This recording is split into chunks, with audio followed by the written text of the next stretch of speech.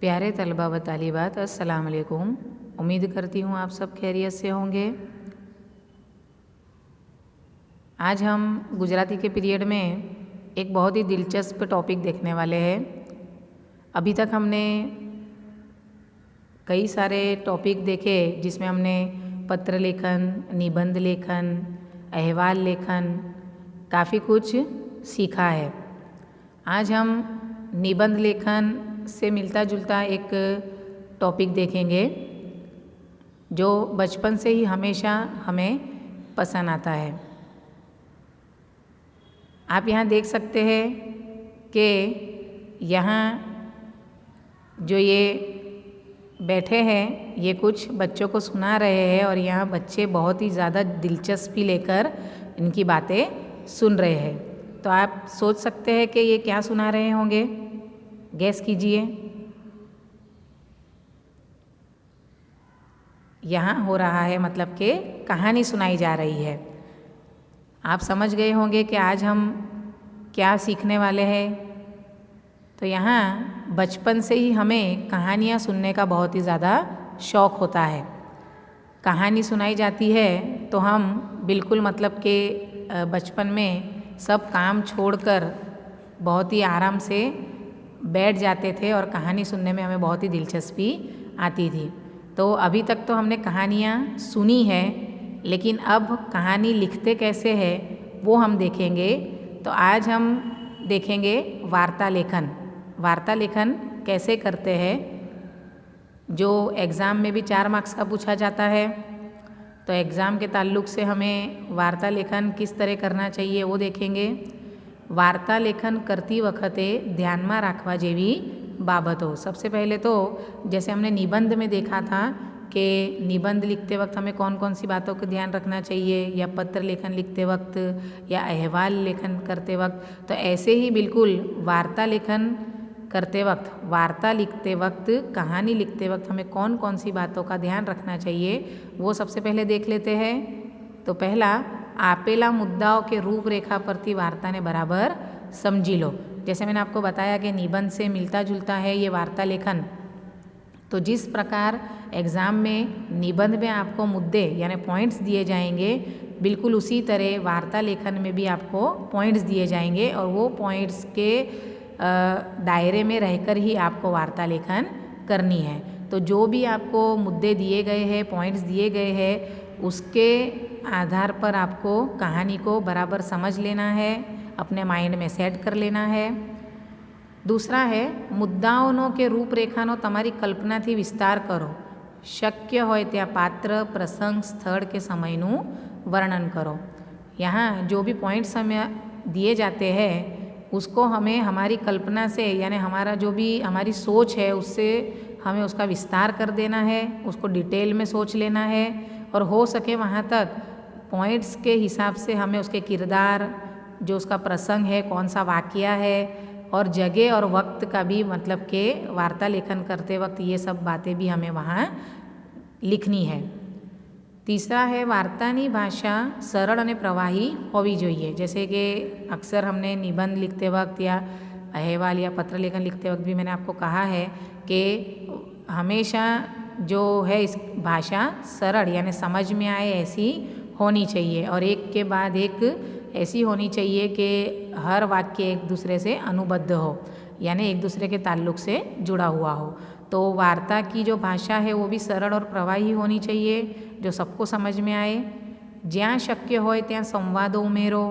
संवादों टूंका ने स्वाभाविक होवा જોઈએ।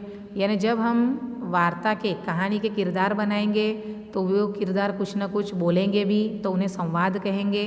तो वो संवाद भी हमें ऐड करना है और वो संवाद भी कैसे होने चाहिए, जुमले छोटे और एकदम ही स्वाभाविक यानी सहज होने चाहिए कि जो समझ में आ सके।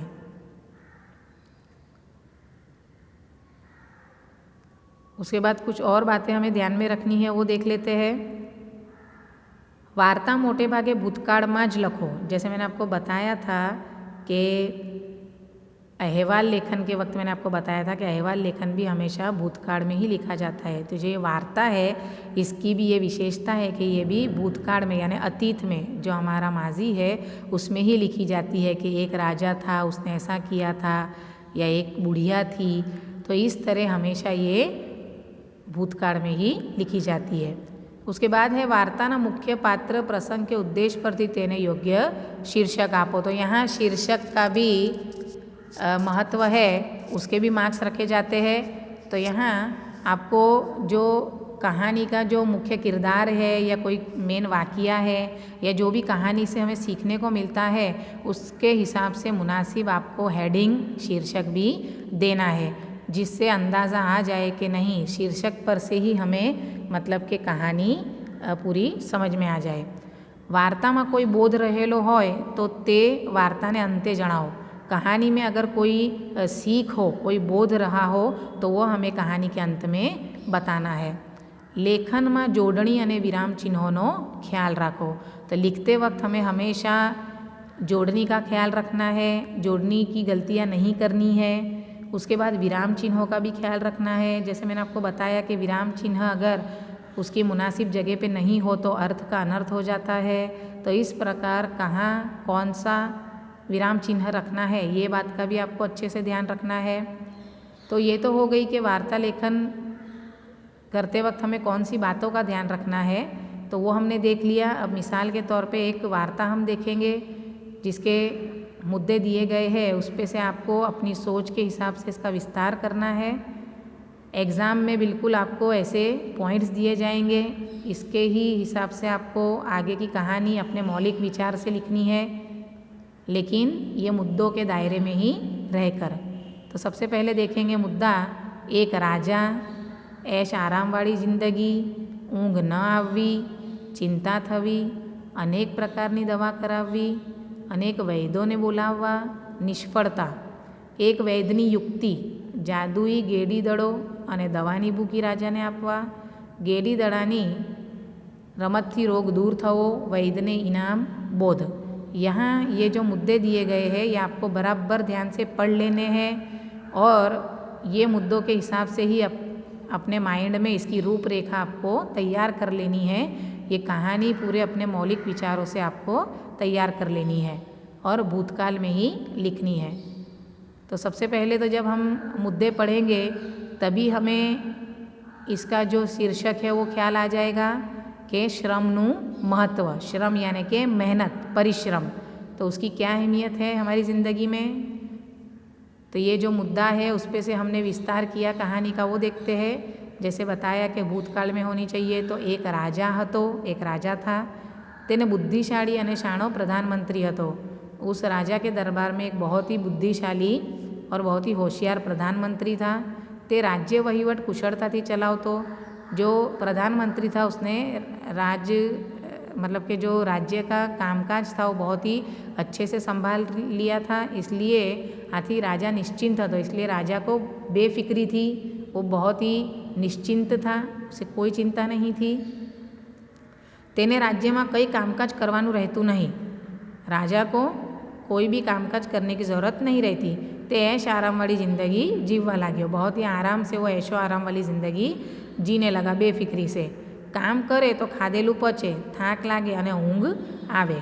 क्या कहते हैं कि अगर जो इंसान काम करता है तो उसका खाया हुआ खाना भी पचता है, उसे थकान भी लगती है और सुकून की नींद भी आ जाती है। कहते हैं ना कि कितना भी आरामदायक बिस्तर हो लेकिन अगर नींद नहीं आए तो वो किसी भी काम का नहीं है। तो इसी प्रकार यहाँ राजा के पास ऐशो आराम तो था लेकिन उसे नींद आती नहीं थी। देखेंगे आगे क्यों ऐसा होता था। राजाનું जीवन ऐश आरामवाળું એટલે તેને ઊંઘ ન આવતી। તે આખી રાત ડોલિયામાં આડોટ્યા કરતો અને કંટાળતો। वो बिस्तर में करवटें बदलता रहता, परेशान रहता, लेकिन उसे नींद नहीं आती। ये सिलसिला मुसलसल चलता रहा। देखते हैं उसके बाद क्या होता है। राजा ने चिंता थवा लगी। अब राजा को फिक्र होने लगी कि क्यों मुझे नींद नहीं आ रही है, मुझे कोई बीमारी तो नहीं हो गई है। ઊંઘની दवा माटे तेणे अनेक वैद्यों ने बोलाव्या। सुकून से उन्हें नींद आ सके राजा को, इसलिए उसने कई सारे वैद्य को बुलाया। પરંતુ તેમાંના એક પણ વેદની દવા તેને લાગુ ન પડી, लेकिन उसमें से किसी की भी दवा उसे काम नहीं आई। एक दिवस विदेश थी एक वैद्य આવ્યા। एक दिन विदेश से एक वैद्य आए। वैद्य राजा ने बात ध्यानથી સાંભળી। राजा ने जो भी अपनी मुश्किल उसके सामने बयान की वैद्य के सामने, उसने ध्यान से सब बातें सुनी और वो मन ही मन समझ गया कि राजा की परेशानी क्या है। राजानी ऐश आराम वाली ज़िंदगी विषय पण सांभळ्યું। उसने राजा की ऐशो आराम वाली ज़िंदगी और उसका जो पूरे दिन का जो मामूल था उसके बारे में भी उसने सुना। तेने उपाय जड़ी गयो। वो समझ गया कि ये मुश्किल क्या है और इसका हल क्या है। क्या किया उसने, देखते हैं आगे। जो वैद्य था उसने क्या किया, वैद्य राजा ने जादुई गेड़ी दड़ो और दवानी भूकी आपी। उसने एक जादुई जो दड़ा यानी समझो एक प्रकार की बॉल उसने और एक दवाई थोड़ी राजा को दी। उसने क्या कहा, तेने राजा ने दररोज सवारे और सांजे 1-1 कलाक जादुई गेड़ी दड़ो रमवानी सलाह आपी। उसने राजा से कहा कि सुबह और शाम 1-1 घंटा आपको ये जादुई बॉल से खेलना है। राजा सवार सांज जादुई गेड़ी दड़ानी रमत रमवा लाग्यो और दवानी भूखी लेवा लाग्यो। राजा को उस पर विश्वास हो गया और उसने सुबह शाम ये जो जादुई गेड़ी दड़ा था उससे खेलना भी शुरू कर दिया और वक्त पे दवाई लेना भी शुरू कर दिया। एक अठवाडियामां ज तेनी ऊँघ न आववानी फरियाद जती रही। ये मामूल 1 हफ्ते तक चला और 1 हफ्ते में ही राजा को जो नींद नहीं आने की तकलीफ थी वो दूर हो गई। राजाए वैद्य ने बोलाव्यो और तेने इनाम आप्यो। राजा ने वैद्य को बुलाया और इनाम दिया। ऐसा क्यों हुआ, आप समझ ही गए होंगे कि क्या वजह से राजा को नींद नहीं आती थी और वैद्य की क्या युक्ति काम आई। तो देखते हैं कि वैद्य राजा ने કહ્યું, क्या कहा वैद्य ने कि राजा जी दवानी भूखी है तो आश्वासन छे। दवा की जो उसने पाउडर दिया था वो तो सिर्फ एक आश्वासन था, यानी एक दिलासा था कि दवा से अच्छे हो जाएंगे। तमे जे गेड़ी दड़ो रमो छो तेथी श्रम थाय छे। जो बॉल खेलने उन्होंने दिया था उससे राजा मतलब के थक जाता था। शरीर ने थाक लागे छे, शरीर को थाक लगती थी मतलब के थक जाते थे, तेथी ऊँघ आवे छे और थकने की वजह से राजा को नींद आ जाती थी। कोई दवा नहीं थी और कोई दवा की असर नहीं हुई थी। यहाँ जो वैद्य है उसने राजा की बीमारी पकड़ ली थी कि बहुत ज़्यादा ऐशो आराम होने की वजह से और शारीरिक श्रम न करने की वजह से राजा को नींद नहीं आ रही है। इसलिए यहाँ वैद्य ने उन्हें ये जो गेड़ी दड़ो है वो दिया था जादुई बताकर और उससे खेलने को कहा था। और उस बात से यहाँ साबित होता है कि किस प्रकार शारीरिक श्रम हमारे जीवन में होना बहुत ही ज़रूरी है, जिसकी वजह से हमें सुकून की नींद भी आती है, हमारा शरीर भी अच्छा रहता है, शारीरिक और मानसिक दोनों तरह से हम अच्छे तंदुरुस्त रहते हैं।